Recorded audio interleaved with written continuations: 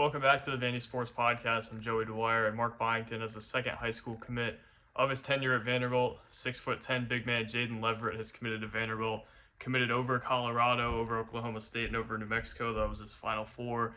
Them in Vanderbilt averaged 10.8 points a game, 7.5 rebounds, and 3.5 blocks on the Under Armour circuit, and was all defensive team. Had, I think, again, 3.5 blocks. I think that's where we start here. Leverett's a guy who could do a lot of things well, especially down the line. I think Vanderbilt's projecting him to be better than he is now by a significant margin. But his shot blocking right now is something that's going to play at the college level immediately. He has length like nobody on Vanderbilt's roster currently has, and I don't think he's quite as athletic as Kajani Wright or maybe even Jalen Carey. Definitely not J.Q. Roberts. But I think his length and his wingspan is something that's really going to help him and something that is going to add something into their team that they don't have. I just think the way that he can defend in the ball screen. Maybe he's not as mobile as Wright or Carey, but the way he's able to alter shots and even get his hands on a few of them, I think is a huge asset for him. And something that they've been missing, they haven't had a shot blocker, or they don't have one on this roster, and now they have one, and that's a huge plus for them.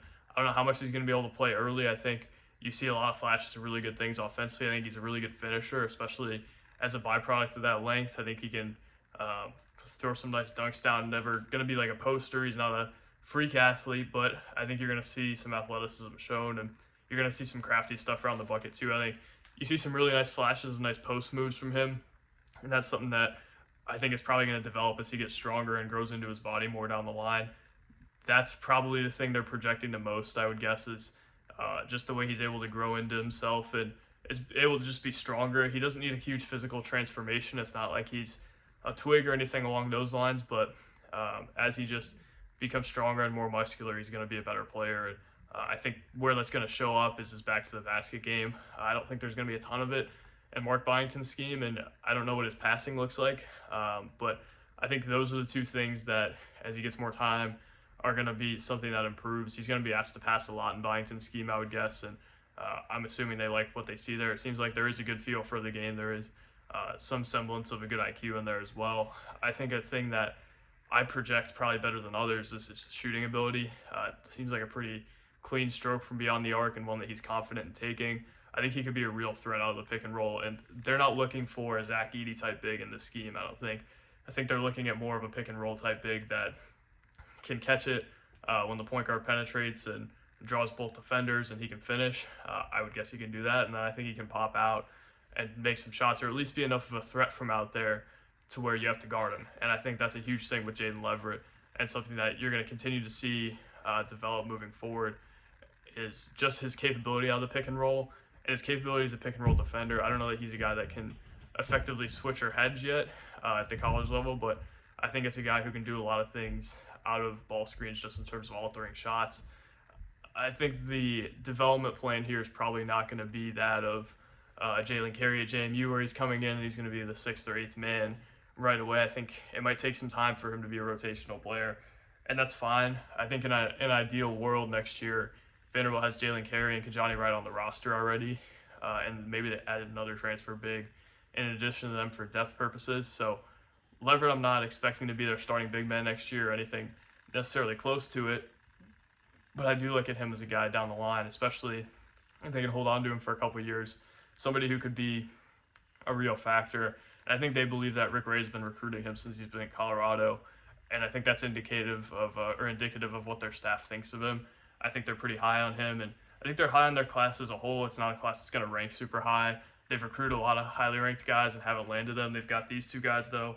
In a lot of ways, you think that's probably underwhelming, but I think they're pretty happy with what they have. Jalen Dean Vines is a guy who's really athletic, really high ceiling guy. Leverett's not quite as athletic, and that's not necessarily his calling card, but he's a different type of big that they have. And I think in some ways the big that Vanderbilt fans have been clamoring for in a lot of ways. Jalen Leverett is different than what they have on the roster. He's not a guy who, he can run the floor, but he's not going to run it as well as Kajani Wright or Jalen Carey. I don't know that you're often going to see him leading the break like they were projecting Kajani Wright to maybe do, but I don't necessarily think they need that. I think they need a shot blocker, and I think they need a real presence down there who can get it with his back to the basket. Not saying Carey and Wright can't, but I think there's real projectability there that Leverett could do that.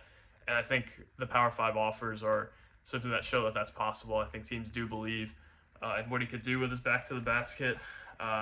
They also, I think, have the chance not only to have a high upside class with these two, but I think they have a chance to add to that class. And they have 3 official visitors on campus this weekend. All 3 are guys that would really help them. So if they can get one of those guys and pair it with these guys, pretty good class. Maybe not a class that's going to move the needle like his transfer class did, but especially right away, because I think a lot of these guys are projectable guys, not necessarily guys that are going to come in and play right away, but guys that maybe you can retain and turn into good players. And it's kind of a lost art now, but I think Mark Byington and staff are aiming for those type of guys who aren't going to leave if they don't play in year one. And I think this is a guy that kind of fits that bill. It seems like a Vanderbilt type guy, and a guy that first of all fits the scheme. Second of all, a guy who can take steps forward as you go and become a better player down the line. And I think Leverett is one of those guys that fits those things. That's not saying that he's going to come in and play right away. I don't know if Jalen Dean Vines is going to come in and play right away either. But they have 2 guys now who I think kind of fit their scheme, fit them in terms of personality types and mental makeup, things along those lines. And now are able to come in and kind of be supplemented by what they have. If they can, they have to be able to build high school classes, and Byington knows that. They've just got to fill these classes, fill them with numbers. I think they've got to be careful the rest of the way not to recruit too many high schoolers, because if you end up with all 3 guys from this weekend and a 5-man high school class and you're only losing a couple guys, then it gets a little shaky. But for now, I like what they're doing in terms of high school recruiting. It seems like they've expanded their board a little bit, and they've kind of had to after missing out on some of their top-tier guys. But right now, don't hate the class they have. I think there's a lot of room to go in it, though, and that's kind of what I feel with each of their individual developments as well. I like where they're at currently, but I think they're both going to need a little bit more to see the floor and become effective factors. So Vanderbilt is not entirely barren in the front court in the future, especially if they can get their 2 current guys back, and this certainly helps them in that aspect. And maybe you look in a couple of years, and this is a player that does a lot for them. There's a lot of projectable skills and a lot of flashes of really good play from him. First of all, though, I think almost reminds me of their commit last year, Jamie Vincent, in a way where his shot blocking is something that could help them immediately. And I don't know that Vincent would have helped them immediately, and I think Leverett's a better player than he is. But I think the shot blocking is the calling card here right now, and there's a lot of potential for other things to get going as well. So Vanderbilt gets its 2nd commit in the 2025 class, and we'll see where the class goes from here. I think there's a lot of upside with it, but also not a guy who I'm writing in as a guy in commit watch right now. So we'll see what happens the rest of the way. But thank you guys for watching. God bless, and subscribe to the Vandy Sports YouTube for more.